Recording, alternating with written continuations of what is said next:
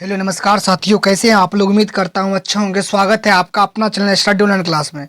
तो प्यारे साथियों, आज पढ़ने वाले हैं कक्षा 10वीं का हिंदी गढ़ खंड चैप्टर 2 विष के दांत, जिसका लेखक नलिन बिलोचन शर्मा है। ऑब्जेक्टिव बार बार पूछे जाने वाले प्रश्न, इस चैप्टर से जो बार बार प्रश्न पूछे जाते हैं, और आप लोग शुरू से अंत तक वीडियो को देखिएगा। अगर आप इस वीडियो को अंत तक देख लेते हैं तो आपके बोर्ड एग्जाम में एक भी प्रश्न चैप्टर से छूटने वाले नहीं है। चलिए बच्चों, प्रश्न को स्टार्ट करते हैं। अगर आपको ये वीडियो पसंद आए तो लाइक कमेंट शेयर सब्सक्राइब जरूर कीजिएगा। चलिए, प्रश्न एक, विष के दांत हिंदी कहानी का प्रमुख पात्र कौन है। Option A Girdhar, option B Sen साहब, option C Khoka, option D साहब की पत्नी। विष के दांत हिंदी का प्रमुख पात्र कौन है, तो खोका है। ऑप्शन नंबर सी सही हो जाएगा। अगला प्रश्न,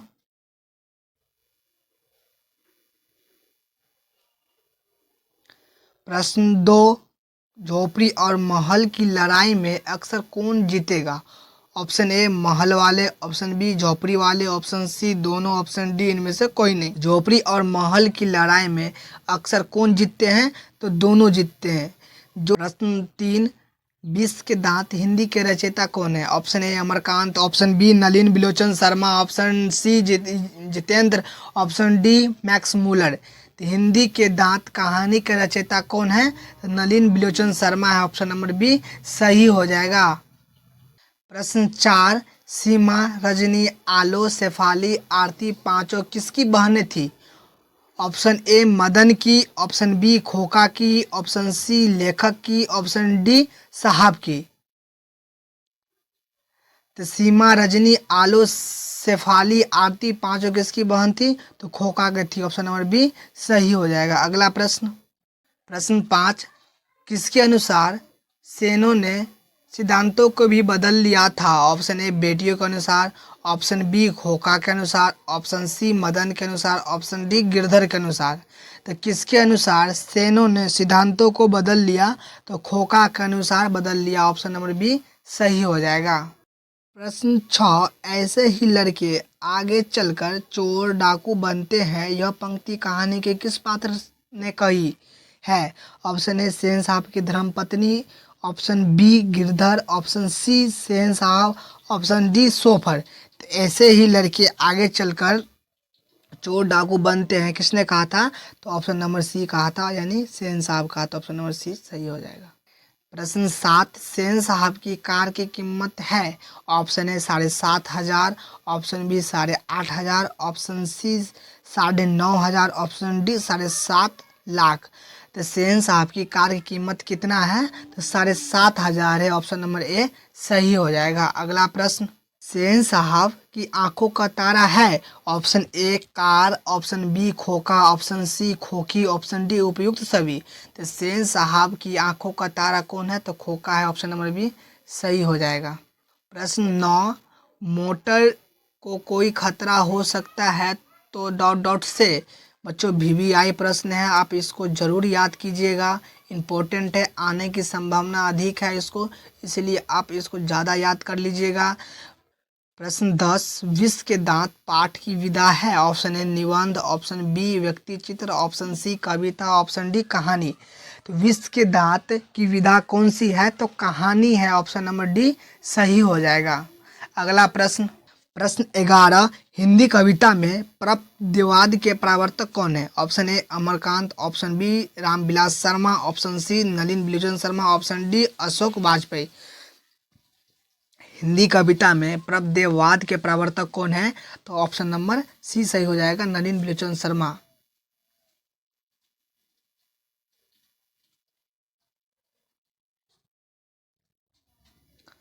नलिन बिलोचन शर्मा का जन्म कब हुआ था। ऑप्शन ए 18 फरवरी 1916, ऑप्शन बी 2 फरवरी 1907, option C 22 April 1925, option D 10 October 1912। तो नलिन बिलोचन शर्मा का जन्म कब हुआ था, तो 8 फरवरी 1916 ईस्वी को हुआ था। Option number A is correct answer हो जाएगा यहाँ।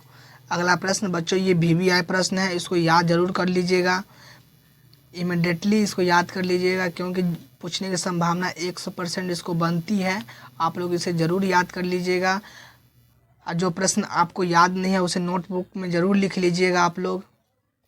प्रश्न 13, आलोचकों के अनुसार प्रयोगवाद का वास्तविक प्रारंभ किनकी कविताओं से हुआ? Option A Hazari Prasad Dwivedi, option B Nalin Bilochan Sharma, option C Amarkant, option number D Ashok Vajpeyi. तो आलोचकों के अनुसार प्रयोगवाद का वास्तविक प्रारंभ किनकी कविताओं से हुआ है? तो नलिन बिलोचन शर्मा के हुआ है। ऑप्शन नंबर बी सही हो जाएगा।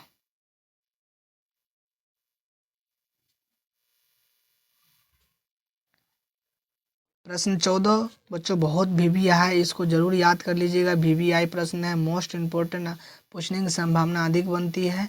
तो प्रश्न है 14, गिरधर लाल का बेटा है? ऑप्शन नंबर ए खोखा, option number B kasu, option number C Madan, option number D आलो। तो गिरधर का बेटा कौन है? तो मदन है। Option number C is correct answer हो जाएगा। प्रश्न 15, सेन साहब की नई मोटर कार किस रंग की थी? ऑप्शन ए सफ़ेद, ऑप्शन बी काली, ऑप्शन सी नीली, ऑप्शन डी लाल। तो सेन साहब की मोटर कार की रंग किस रंग के था? तो पूरा काली था। ऑप्शन नंबर बी सही हो जाएगा। बच्चों वीवीआई प्रश्न है 16, इसे ज़रूर याद कीजिएगा आप लोग।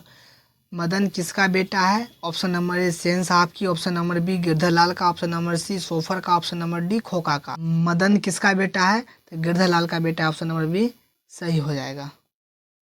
प्रश्न 17, खोखा के दो दो दांत किसने तोड़ डाले? Option A Kasu, option B Madan,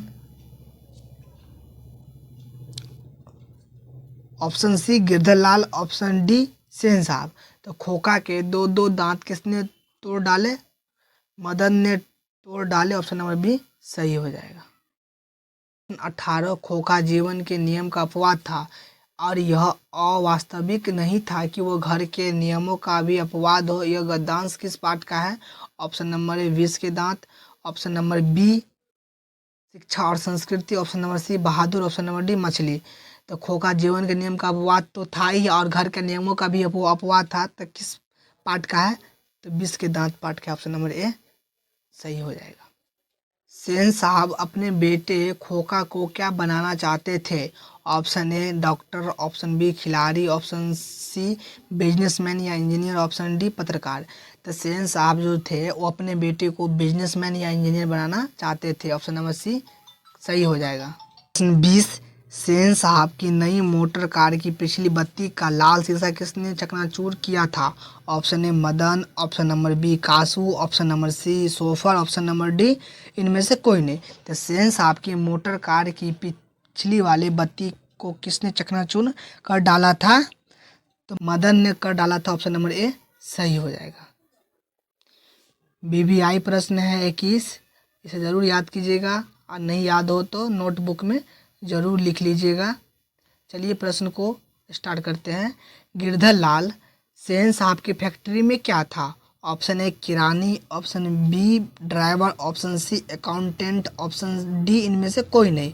तो गिरधर लाल सेन साहब के फैक्ट्री में किरानी था। ऑप्शन नंबर ए सही हो जाएगा। बच्चों आपको प्रश्न 21 में कितना सही हुआ है ये हमें कमेंट में ज़रूर बताइएगा।